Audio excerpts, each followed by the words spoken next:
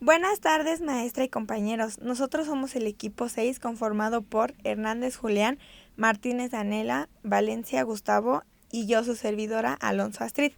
Nosotros vamos a hacer un repaso general de todo lo expuesto en los equipos anteriores. Primero empezaremos con el tema de motivación. Les voy a hablar acerca de la motivación humana, pero primero veremos el concepto de motivación. El concepto de motivación es la fuerza interior que mueve a la persona a realizar determinadas acciones y persistir en ellas para satisfacer alguna necesidad o lograr algún objetivo que éste se proponga. En esta misma diapositiva podemos ver el ciclo motivacional. Este hace referencia a un cambio de estado dentro de un individuo, el cual lo impulsa a buscar la satisfacción de una necesidad en específico, donde la misma motivación se puede dar a entender como un estado hipotético por el cual busca satisfacer su necesidad. Las primeras teorías motivacionales fueron 4. Una, por ejemplo, es la pirámide de Maslow, que probablemente sea la más conocida. En esta teoría Maslow formula que el ser humano tiene una jerarquía de necesidades humanas y las posiciona pues dependiendo a la importancia o a las necesidades más básicas que éste requiera. En esta pirámide tenemos 5 escalones, por decirlo así, que empezaremos con el color rojo, que es fisiología. En esta se encuentran pues la respiración, la alimentación, el descanso, gozar de buena salud, incluso el sexo. En el segundo escalón, que sería seguridad, pues todos buscamos seguridad física, seguridad en nuestro empleo, una seguridad moral, familiar, tener una familia, pues alguien que nos proteja o sentirnos protegidos. El tercer escalón es la afiliación, como la amistad, el afecto, relacionarnos con alguna pareja. En el cuarto escalón tenemos el reconocimiento, que es nuestro propio autorreconocimiento, la confianza que nos tenemos, el respeto y el éxito que queremos lograr o alcanzar. Y ya por último tenemos en la punta de la pirámide la autorrealización, que esta pues es de creatividad, espontaneidad, no tenemos prejuicios, aceptamos los hechos y podemos gestionar problemas. La segunda teoría es la teoría de motivación o higiene de Herzberg. Y Herzberg propuso la teoría de que hay 2 factores. Estos pues son la motivación o higiene. Y según esta teoría, las personas están influenciadas por estos 2 factores. La satisfacción, que es principalmente el resultado de los factores de motivación. Estos factores nos ayudan a aumentar la satisfacción del individuo, pero tiene un poco efecto. Y la insatisfacción es principalmente el resultado de los factores de higiene. Si estos factores faltan o son inadecuados, causan una insatisfacción, pero su presencia tiene muy poco efecto en la satisfacción de las personas. Y la tercera teoría es la de la teoría X y la teoría Y de McGregor, que en esta teoría se supone que los seres humanos son perezosos y que deben de ser motivados a través del castigo para que eviten las responsabilidades. Esto por parte de la teoría X. Ahora, en la parte de la teoría Y, supone que el esfuerzo es algo natural en el trabajo y que el compromiso con los objetivos supone una recompensa y que los seres humanos tienden a buscar estas responsabilidades. La cuarta teoría motivacional es la de McClelland, que él básicamente enfoca su teoría hacia 3 tipos de motivación, los cuales serían el logro, el poder y la afiliación. Estas 4 teorías fueron las que me llamaron más la atención, pero les voy a mencionar unas teorías que también vimos. nada más de manera muy rápida, de manera muy breve, que por ejemplo tenemos la teoría ERG, la teoría de la evaluación cognitiva, tenemos también la teoría de la fijación de metas, la teoría del reforzamiento, que es muy ocupada en empresas, la teoría del flujo y la motivación intrínseca, teoría de la equidad y la teoría de las expectativas. En la siguiente lámina tenemos la aplicación de las teorías motivacionales, que son estas teorías que se aplican para poder alcanzar el objetivo que tiene la empresa o los objetivos y los retos actuales de la motivación, que estos pueden ir en distinta dirección dependiendo del objetivo que se desee cumplir. Pongamos un ejemplo, por ejemplo, nosotros en la escuela,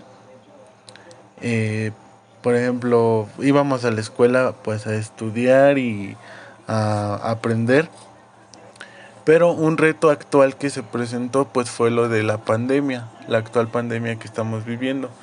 Entonces aplicamos esta teoría de aprender a sobrellevar esta situación con un modelo de estudio en línea, que es lo que estamos haciendo.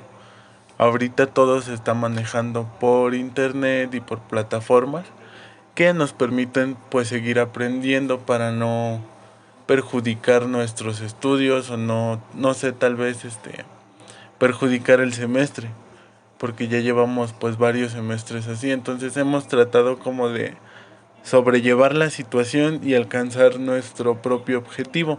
En las empresas es parecido, a pesar de los problemas que se pueda presentar o que se puedan presentar, pues siempre se trata de motivar, de apoyar al personal que se tiene a cargo para lograr el objetivo deseado. ¿Qué es el aprendizaje?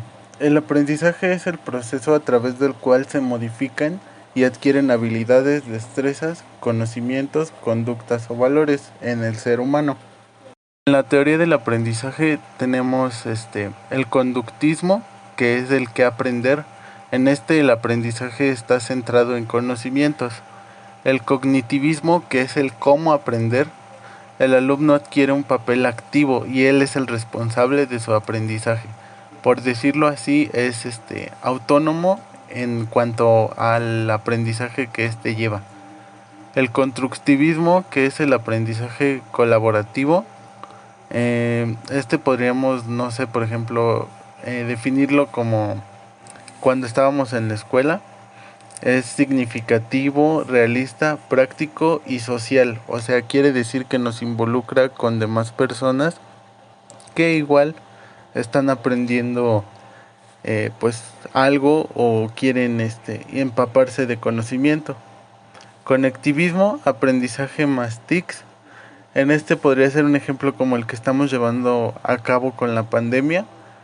El alumno es creador de su contenido y el aprendizaje es informal, continuo y en red. Ahora el siguiente punto es el condicionamiento clásico y el condicionamiento operante. En el condicionamiento clásico, el refuerzo se presenta antes de la respuesta. Y en el condicionamiento operante, el refuerzo se da después de la conducta.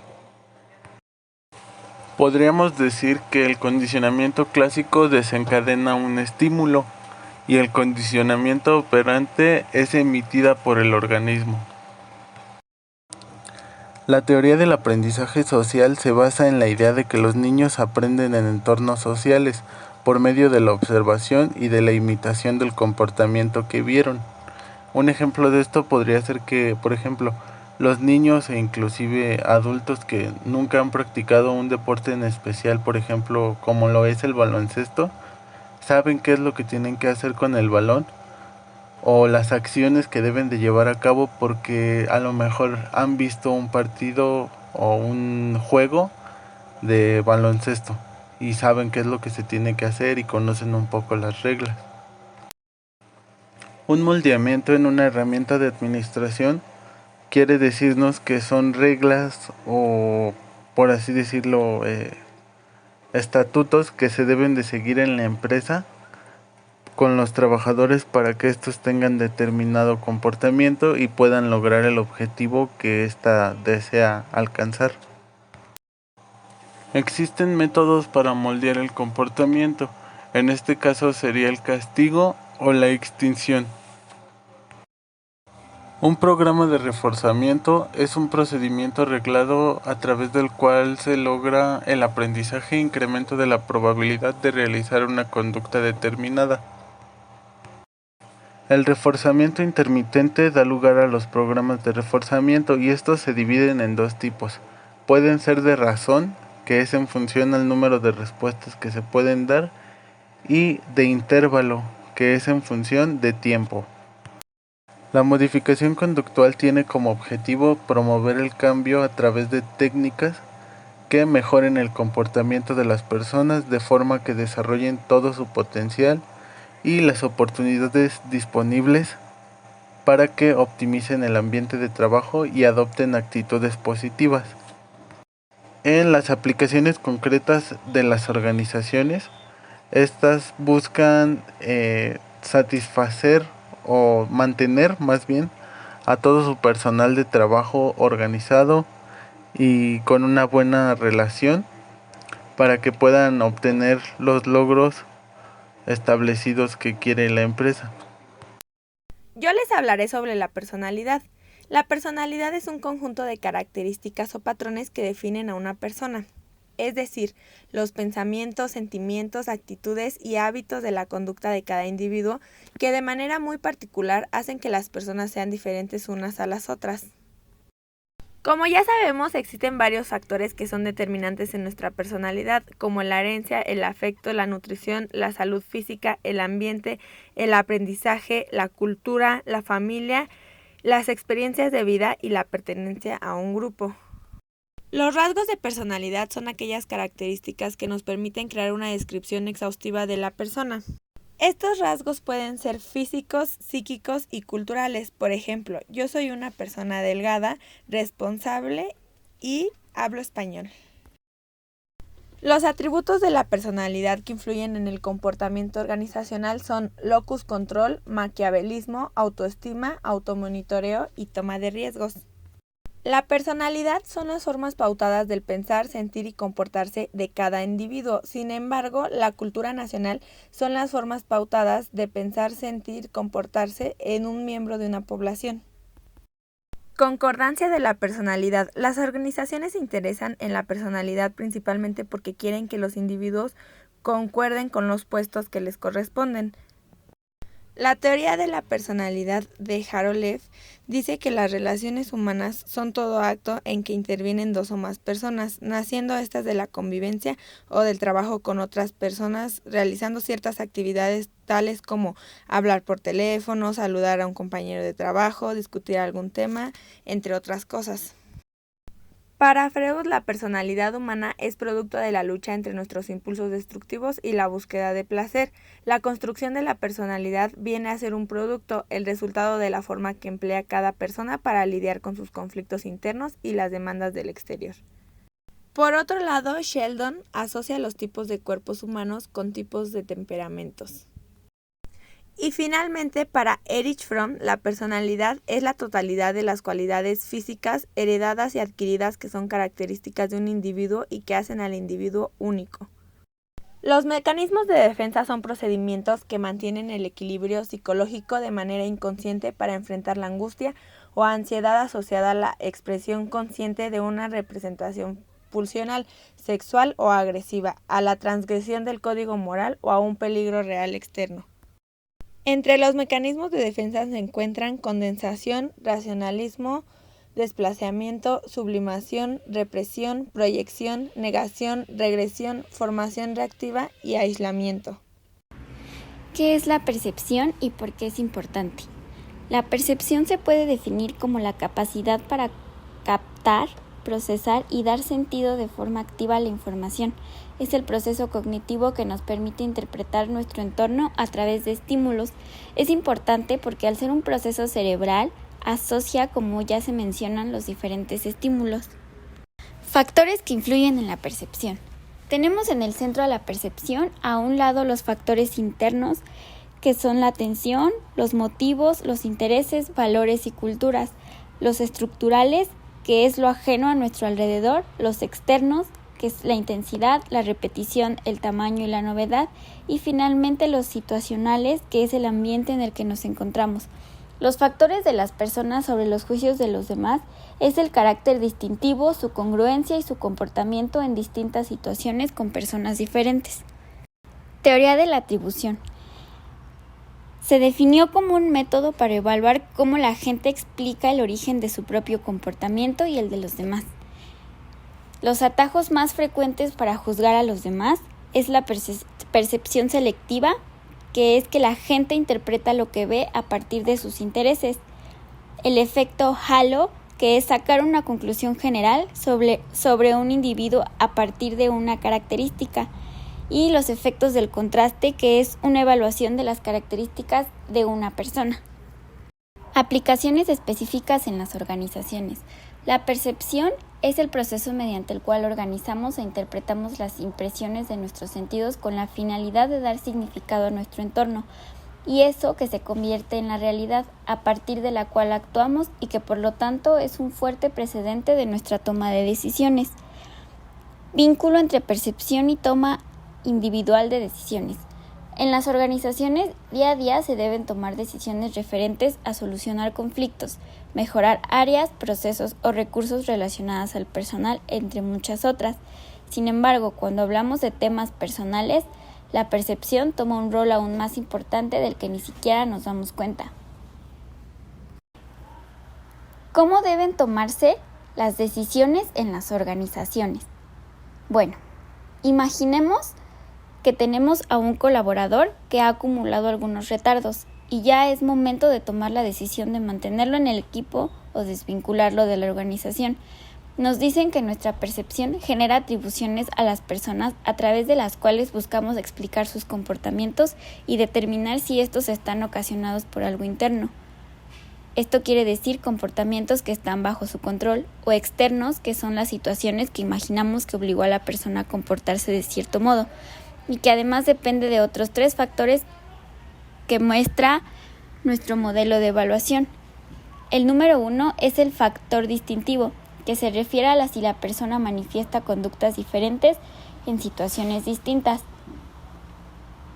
El segundo es el factor de consenso. Nos dice que si todo aquel que enfrenta una situación similar responde de la misma manera, el comportamiento muestra consenso.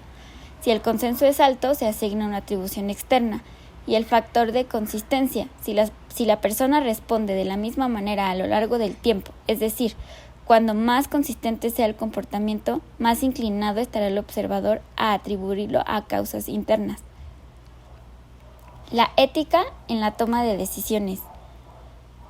La ética pretende orientar la acción humana en un sentido racional, esto es, que permite deliberar bien antes de tomar una decisión, de modo que ésta sea la más adecuada posible y actuar en términos de la decisión elegida. Ahora les voy a hablar acerca del estudio de los grupos. El estudio de los grupos consta de 5 etapas. La primera es formación, tormenta, normalización, desempeño y determinación. El comportamiento de los grupos de trabajo incluye variables como habilidad de los miembros y el tamaño de grupo, el nivel de conflicto y las presiones internas sobre los integrantes para conformar las normas de grupo. Estructura de los grupos. Es el entramado y la configuración más o menos permanente que adquiere el grupo al construirse y desarrollar sus funciones. Ya ha sido definida como el total de regularidades pactadas en un sistema que se permanece sin cambiar. Se suele admitir que conforman esta estructura grupal elementos tales como los estatus, los roles, el liderazgo y las normas. Roles y normas de los grupos. Los roles describen y prescriben las conductas y actitudes de los miembros de un grupo. Los roles determinan los comportamientos esperados y las tareas necesarias para el funcionamiento del grupo. Normas. Las normas perciben percepciones, creencias y conductas e influyen en la Diferenciación entre los miembros de los grupos. A 3 preguntas básicas. ¿La tarea es divisible o unitaria? Una tarea se puede definir o describir según sea divisible, se puede repartir entre varios miembros del grupo. Unitaria, debe ser hecha en su totalidad por un mismo individuo. 2. Es una tarea de maximización o de optimización. Se refiere a si lo importante para un buen desempeño de la tarea es hacer la mayor cantidad de trabajo posible. 3. ¿Cuál es la relación entre lo que aporta el individuo y lo que aporta el grupo y la tarea? Una tarea puede ser aditiva, compensatoria, disyuntiva, conjunta o discrecional. Proceso de los grupos. 1. Estructura grupal. 2. Comunicación. 3. El liderazgo. 4. Rendimiento grupal. 5. Toma de decisiones. Y 6. Gestión de los conflictos. Toma de decisiones de los grupos. Existen muchos métodos para llegar a una decisión en grupo. Por ejemplo, unanimidad. Todos están de acuerdo en seguir una única línea de acción. Mayoría. Se cuenta con el apoyo del 50% de los miembros del grupo. Pluralidad. El bloque más grande del grupo toma la decisión, aun cuando no alcance la mayoría. Dictadura. Una persona toma la decisión en nombre del grupo. Técnicas para la toma de decisiones en un grupo. Existen 3 técnicas que cuando se utilizan debidamente son extremadamente útiles para aumentar la capacidad creativa del grupo en la generación de ideas, la comprensión de los problemas y la mejor toma de decisiones. Estas técnicas son la tormenta de ideas, el proceso de Delphi, la técnica del grupo nominal. Hay distintas diferencias entre un grupo y un equipo. En el grupo los objetivos vienen desde la organización, en el equipo los objetivos son propiedad del equipo. En el grupo, reparto de las tareas. En el equipo, reparto de tarea flexible e intercambiable. Grupo, se miden los resultados de la organización. Equipo, se miden los resultados del trabajo en equipo. Grupo, prima el cumplimiento de normas. Equipo, ambiente de confianza. En el grupo, identificación con la organización. En el equipo, identificación con el equipo.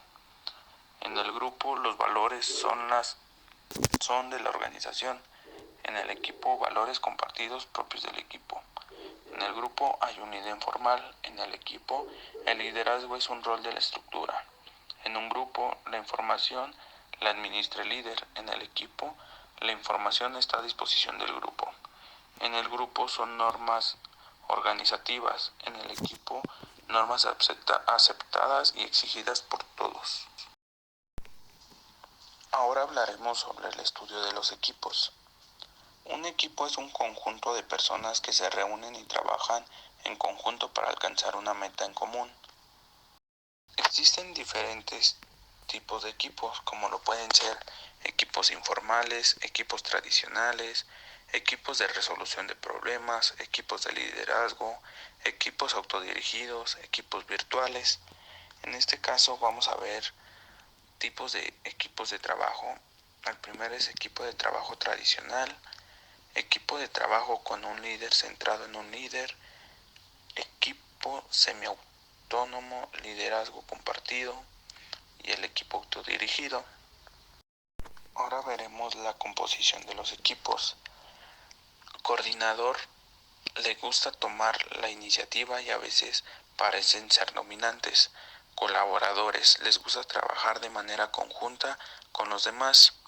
Creativo, él o los encargados de la parte artística o creativa tienen facilidad para elaborar propuestas y a veces son un poco inquietos. Analista, trabajan de manera perfeccionista y organizada y esperan que los demás también trabajen minuciosamente, por lo que no les gustan las situaciones confusas. Creación de equipos eficaces. Para que un equipo sea eficaz, sus miembros deben apoyar una visión inspiradora y estar motivados para hacer la realidad dicha visión. Deben compartir metas claras y comprometerse a desempeñar su función para cumplir con las tareas que se les asignaron ante las decisiones y los planes de acción, reconocimiento de los avances y las dificultades y enfoque para conseguir resultados colectivos. También existen equipos de alto rendimiento. Estos equipos son un grupo de personas con unos roles específicos, complementarios y multifuncionales que cooperan juntos, con un gran compromiso e identificación, que cuentan con las siguientes características: tienen objetivos, diversidad, liderazgo, logros, eficacia y unión. El liderazgo es la capacidad que tiene una persona de influir, motivar, organizar y llevar a cabo acciones para lograr sus fines y objetivos que involucren a personas y grupos en un marco de valores. Teorías del liderazgo. Aún formándose para ser un buen líder, algunos tipos de liderazgo resultan ser más exitosos que otros. Algunos de ellos logran mejores resultados con sus equipos y empresas y otros simplemente sobrellevan su rol. Esto se debe a diferentes motivos. Por un lado, la persona puede necesitar una transformación más profunda sobre las características que debe alcanzar como un buen líder. Algunas de las teorías que se manejan es la teoría transformacional, la teoría transaccional, la teoría de contingencia, teoría de las conductas y teoría de los rasgos. La naturaleza del liderazgo es un fenómeno grupal que ocurre cuando la situación demanda que un individuo influencie y coordine las actividades de un grupo hacia la consecución de un objetivo en común. El comportamiento del liderazgo o de los líderes ocasiona que otros actúen, ya sea que tengan visión para desarrollar un producto, dirigir a un grupo de personas o a una organización, inspiran a los demás a seguir su ejemplo y actuar en consecuencia. Algunos comportamientos positivos y negativos de un líder. Los comportamientos de uno positivo es que pone a trabajar al equipo, expone claro el objetivo, sugiere modos de resolver problemas, recuerda la necesidad de llegar al consenso, el equipo acepta sus ideas, pregunta y se interesa por las ideas dentro del equipo y en ocasiones el equipo pide su guía. Al contrario de las negativas, que son ignora sugerencias, falla en sus intentos de dirigir, acepta todo lo que le digan, es interrumpido a menudo, no escucha, no le interesa, no sabe ser guía del equipo y no orienta a la consecución de los objetivos. Un líder autocrático se gobierna a sí mismo, de manera que el poder ilimitado se concentra en manos de una sola persona. El líder competente ante los trabajadores que deben obedecer sin expresar opinión. Al contrario de un líder democrático, que también es conocido como participativo, es un estilo de liderazgo que permite crear mayor compromiso con la organización, pues se centra en los subordinados, involucrándolos en la toma de decisiones. Algunos estilos de liderazgo son el autoritario, que es el que dice comúnmente haz lo que te digo, el orientativo, el que dice ven conmigo, el afiliativo, que nos dice las personas primero, el democrático, que pregunta qué piensas tú, el ejemplar, que te dice haz como hago yo, el formativo, que nos dice intenta esto, y el antilíder, que el antilíder es aquella persona que cree que es un líder cuando en realidad sus liderados lo reconocen solo por conveniencia o por miedo a lo que pueda pasarles, sino a lo que hicieran. Es aquella persona que por tener el mayor rango cree ser un líder y trata a sus colaboradores como subordinados. Principales teorías del liderazgo. Tenemos como primera la teoría de los rasgos, que ésta establece que el liderazgo es algo innato, se nace líder. La preocupación de estos autores era la identificación de los rasgos entendidos como aspectos de la personalidad y características físicas o intelectuales. Después tenemos la teoría de la contingencia, que ésta nos dice que también es denominada como teoría de la efectividad del liderazgo. Describe la manera en que se obtiene una alta efectividad de un grupo u organización mediante la personalidad de un líder y la situación. Y por último tenemos la teoría conductual o teorías conductuales, que ésta explica el comportamiento de un líder mediante dos categorías: la orientada a las tareas o estructura de inicio, que implica el grado en la cual un líder define y estructura su papel, y el de los subordinados en la búsqueda del logro de las metas. Otros modelos de liderazgo. Como primero tenemos el modelo del camino a la meta. La teoría nos dice que es una teoría de liderazgo que defiende que el desempeño de los trabajadores puede ser mejorado por el líder, siempre que éste les asegure y ayude a conseguir recompensas por él deseadas como consecuencia de la realización de los objetivos de la organización. El segundo que encontramos es el modelo de la atribución. Versa sobre la gente que trata de darle un sentido a las relaciones causa-efecto. Cuando algo ocurre, quieren atribuirlo a algo. Y el tercero y último es el modelo del liderazgo. Visionario es el que va más allá del simple liderazgo, del carisma. Es aquel capaz de anticiparse a los hechos y que cuenta con la capacidad de crear y dar lugar a una visión realista e interesante del futuro, que mejora el presente de la empresa o del ámbito en el que se esté desarrollando. Otros más que tenemos es el liderazgo carismático. Este es aquel capaz de empatizar con los integrantes de una organización para sacar el máximo partido de los mismos. El liderazgo transaccional, que está focalizado en alcanzar una meta y tiene claro que para lograrlo en tiempo y forma debe comprometer a todo su equipo. El liderazgo transformacional, según Bass, estas son las características de un líder transformador que lo llevan a distinguirse de otros tipos de líderes. Un líder transformador es alguien que fomenta la motivación y el desarrollo positivo de su equipo. Y por último, tenemos el liderazgo visionario. Este nos dice que son las personas que tienen un fin común en cuanto a metas, tienen carisma y anticipan a los hechos y cuentan con la capacidad de crear y dar lugar a una visión realista e interesante del futuro. Continuamos con el liderazgo emocional. Este es orientar a una organización o equipo gestionando correctamente no solo acciones y presupuestos, sino también los sentimientos y las expectativas de los que trabajan en el grupo. El liderazgo del siglo XXI debe de tener innovación. Quien no innova es porque no ha aprendido nada de los tiempos. Conectividad y comunicación, inteligencia colectiva, aprendizaje permanente, inteligencia emocional, influencia social y empatía. Y el liderazgo 360 grados, que es posible liderar desde cualquier posición dentro de una organización, de abajo a arriba, de arriba a abajo o horizontalmente. Quienes son capaces de liderar en las 3 dimensiones son llamados líderes de 360 grados. Estos líderes dominan 3 métodos básicos para ejercer la influencia. Ahora hablaremos del estudio del conflicto en la empresa. Primero vamos a definir qué es un conflicto. Un conflicto es una pelea, disputa o discrepancia que se da cuando 2 o más personas tienen intereses u opiniones que no pueden desarrollarse al mismo tiempo, es decir, que se contradicen. Existen diferentes niveles de conflicto, como lo puede ser el organizacional, el intergrupal, interpersonal e intrapersonal.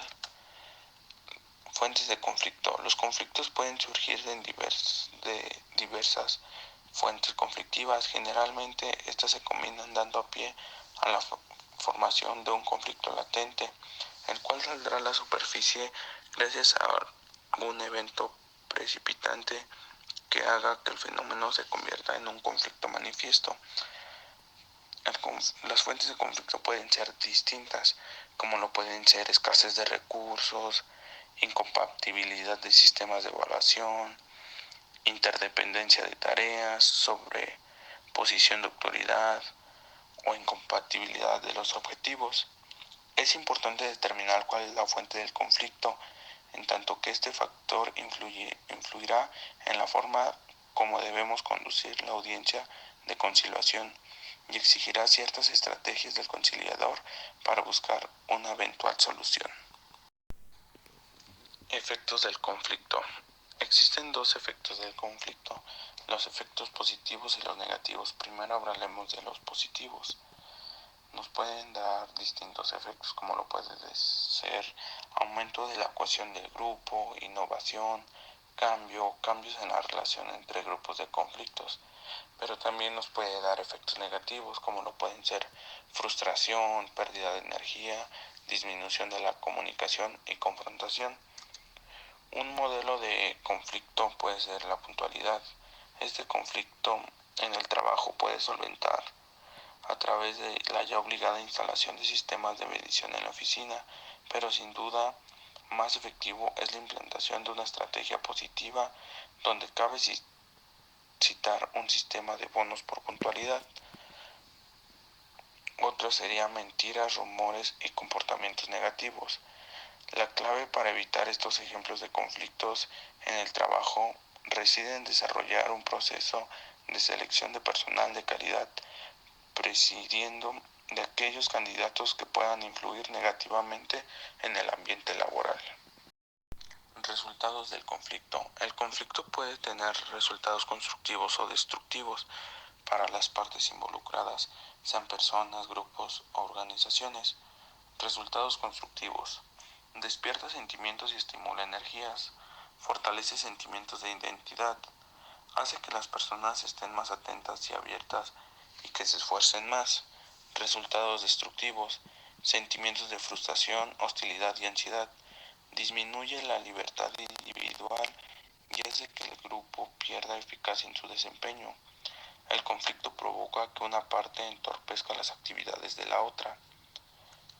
Estrategias de resolución del conflicto. Resolución ganar-perder. Al utilizar varios métodos, una de las partes consigue vencer el conflicto, con lo que alcanza su objetivo y frustra a la otra parte en su tentativa de logro. Resolución perder-perder. Cada parte desiste de algunas de sus objetivos por medio de alguna de las formas de compromiso. Resolución ganar-ganar. Las partes consiguen identificar soluciones exitosas para sus problemas, los cuales permiten que las dos alcancen los objetivos. Asertividad. La asertividad es una habilidad social que poseen ciertos individuos de comunicar y defender sus propios derechos e ideas de manera adecuada y respetando las de los demás. La asertividad es una aptitud que permite a la persona comunicar su punto de vista desde el equilibrio entre un estilo agresivo y en un estilo pasivo de comunicación. Poder y política. Las corporaciones tienen un sistema tradicional, la capitalización social, que forma la fuente de poder de un individuo y consta de 3 elementos. La autoridad formal, que tiene su puesto en relación con otros. La autoridad técnica basada en su eficacia, trayectoria y antecedentes de su competencia. Y C, el atractivo de su personalidad. Poder. El poder es un proceso natural en cualquier grupo u organización. En las organizaciones públicas o privadas, los directores ejercen el poder cada día para conseguir sus objetivos y en muchos casos para reforzar su posición. El poder es un mecanismo utilizado continuamente para alcanzar los objetivos empresariales, grupales e individuales. La mayoría de poder en las organizaciones está en las manos de altos directivos. Política. Los empleados en las organizaciones convierten su poder en acción. Los describimos como que están comprometidos con la política. La política se trata de una declaración de principios que se implementa como un protocolo o un procedimiento por la junta directiva de la organización, así por los funcionarios ejecutivos. Cualquier decisión objetiva o subjetiva pasará necesariamente por lo dictaminado en las políticas de la empresa. Finalmente les hablaré del estudio del estrés. El estrés es una reacción fisiológica del organismo que se genera por una respuesta automática ante condiciones externas percibidas por la persona como amenazantes o demandantes. Origen del estrés. El origen del término hace referencia a la tensión aplicada a un metal y a la reacción del mismo ante dicha presión. Comenzó a utilizarse en fisiología por Hans Self en 1936. Self definió el estrés como un síndrome o conjunto de reacciones fisiológicas no específicas del organismo a distintos agentes nocivos de naturaleza física o química presentes en el medio ambiente. El estrés afecta nuestra salud. Con el tiempo, la tensión continua que produce el estrés en el cuerpo puede contribuir a problemas graves de salud como enfermedades cardíacas, presión arterial alta, diabetes y otras enfermedades, incluidos trastornos mentales como la depresión o la ansiedad. Estas son algunas de las causas que le pasa a tu cuerpo bajo el estrés. Tu cerebro percibe una amenaza real o imaginaria. Los pulmones se llenan del aire para enviar más oxígeno. Los músculos de las extremidades se contraen, preparando al cuerpo a huir o luchar. El corazón aumenta la velocidad de bombeo de sangre. Las arterias del estómago se contraen para que llegue más sangre a los músculos. El hígado libera glucosa en grandes cantidades como energía extra. Como hemos visto con anterioridad, el estrés no es una reacción positiva que nos ayude a nuestra salud mental, física y emocional. Por lo tanto, se deben de buscar alternativas para prevenirlo, como hacer ejercicio, llevar una dieta equilibrada, no trabajar más de 10 horas al día, dormir mínimo 6 horas, desconectarte de las tareas rutinarias, planificar unas vacaciones al año y discutir tus problemas con gente de confianza. Otros tips para bajar el estrés y cuidar tu salud son: medir tu tiempo, pon el despertador antes y sal de tu casa con tranquilidad. Saca tiempo para actividades que sean divertidas y relajantes. Crea una agenda para saber qué cosas debes hacer según tus prioridades. Cada 45 minutos haz una pausa. Camina por tu oficina o casa según sea el caso, relájate y estira. Cuando salgas del trabajo o escuela, desconéctate y comparte tiempo en familia. Y por último, el diálogo y trabajo en equipo harán que el clima laboral y escolar sean más agradables. Esto sería todo por nuestra parte. Muchas gracias por su atención. Mis compañeros y yo esperamos que este video haya sido de su agrado.